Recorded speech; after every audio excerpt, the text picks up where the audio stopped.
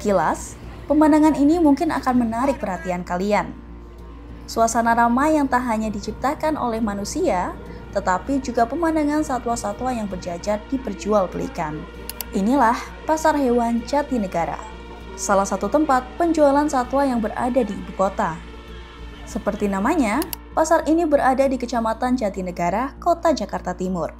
Di tempat ini, kalian bisa dengan mudah menemukan berbagai jenis satwa domestik hingga satwa liar diperjualbelikan, seperti kucing, anjing, monyet, berbagai jenis burung hingga kelelawar. Di bawah teriknya matahari, satwa-satwa ini disimpan di dalam kandang-kandang besi maupun kayu yang bertumpuk-tumpuk. Tim kami mendatangi Pasar Hewan Jatinegara untuk melihat kondisi di sana secara langsung. Pasar Hewan Jatinegara terbagi atas 3 zona.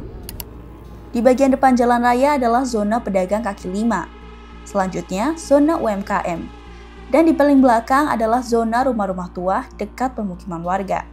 Jika dilihat sekilas, ada banyak satwa disimpan di ruang yang terbatas. Kepadatan ini bisa menjadi lingkungan yang ideal bagi penyebaran patogen di antara satwa. Tak hanya itu, transaksi yang dilakukan membuat satwa secara langsung maupun tidak langsung berinteraksi dengan pengunjung. Hal ini membuat kita bertanya, apakah aktivitas tersebut memberikan ruang bagi ancaman zoonosis?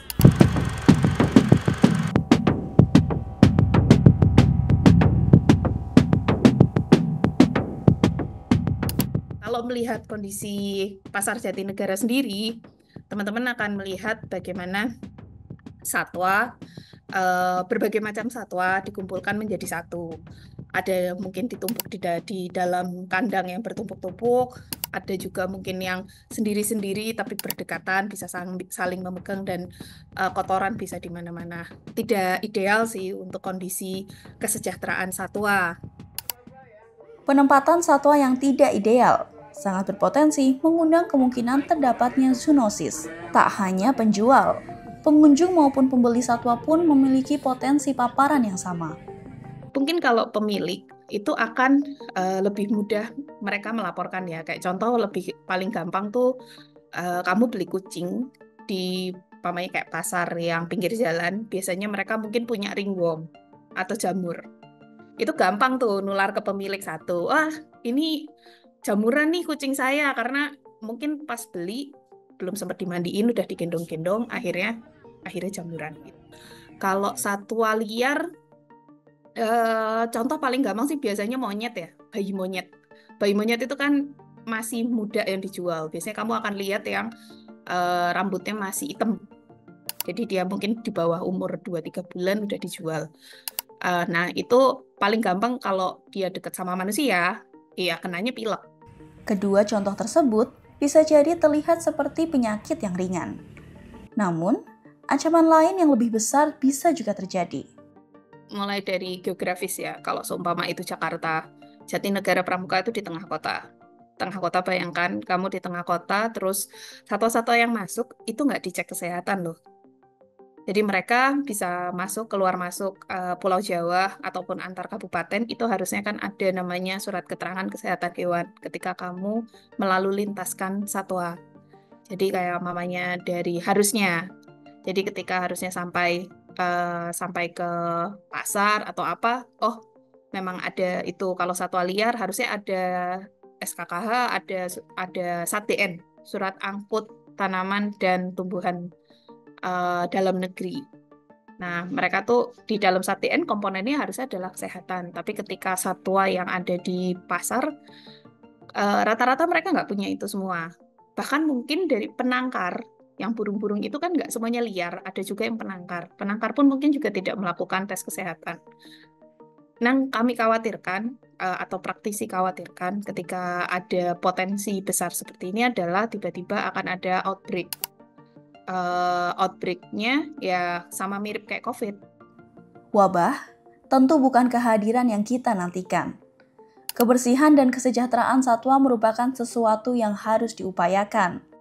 Tak hanya bagi manusia agar terhindar dari ancaman zoonosis, hak satwa sebagai makhluk hidup pun juga seharusnya melekat pada diri mereka. Pakannya mungkin dikasih, minumnya ada, tapi apakah ideal mereka ada di kandang yang contoh burung berdesak-desakan banyak gitu kan. Terus kemudian apakah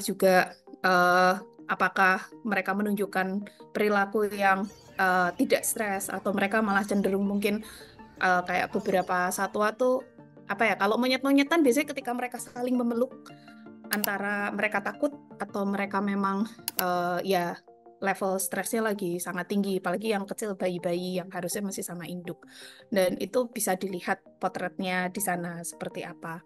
Kalau aku pastiin kalau memang kamu mungkin paling gampang kalau di Jatinegara itu adalah burung. Aku nggak mau ambil contoh primata. Kalau bisa nggak beli, jangan beli primata. Supaya kamu bisa memutus rantai perdagangannya.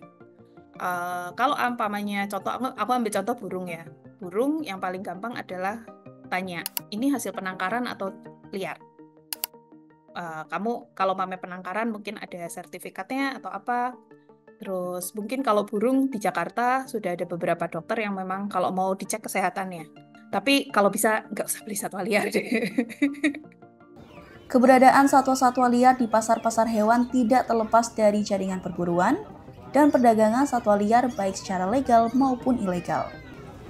Keda Animalia mencatat sepanjang tahun 2021 sampai dengan 2023, terdapat beberapa jenis spesies yang kerap diperjualbelikan di pasar hewan Jatinegara.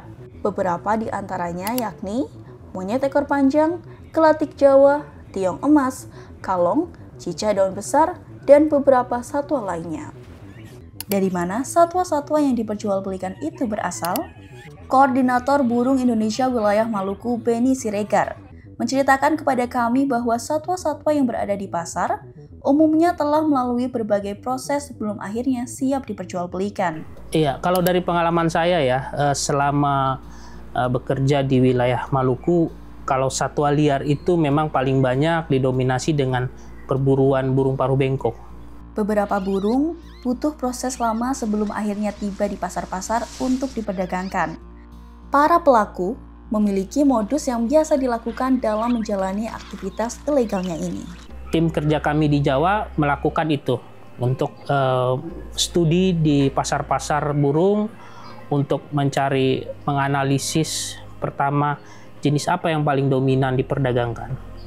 Kemudian bagaimana modus perdagangannya, ya. Untuk apa? Sebetulnya kita untuk memproyeksikan burung-burung ini tidak akan pernah bertahan populasinya kalau tidak ada regulasi yang ketat sekali untuk perdagangan burung. Bahkan burung-burung yang 10 tahun lalu tidak pernah ditangkap ya, seperti burung-burung penghisap madu, burung-burung kacamata, itu kan burung-burung yang umum saja. Tidak laris, tidak laku. Orang mau menangkap juga tidak ada yang membeli 10 tahun yang lalu. Tapi sekarang itu udah ditangkap, dijual walaupun harganya naik turun, dan kalau kita bisa bilang harganya ya sebetulnya sama aja. Hingga saat ini, tren pemeliharaan satwa terus berubah. Satwa-satwa yang menjadi tren biasanya semakin mudah ditemukan di pasaran, tetapi justru semakin sulit ditemukan di alam liar.